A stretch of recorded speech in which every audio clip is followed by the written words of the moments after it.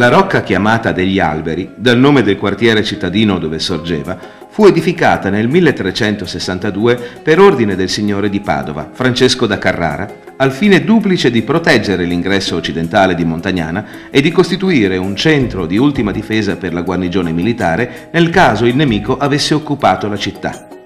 Per questo era completamente isolata, grazie al fossato esterno e a 2 profonde fosse interne che venivano superate con un complesso sistema di ponti levatoi e 2 piccoli baraccani rivolti a est e ad ovest della rocca.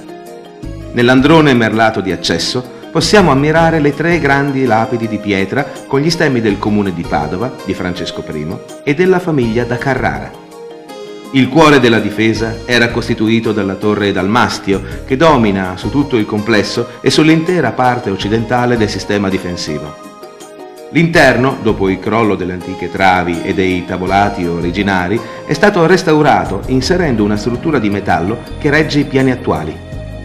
Si consiglia la visita sino all'ultima terrazza per ammirare non solo il panorama, ma anche le straordinarie soluzioni difensive della struttura.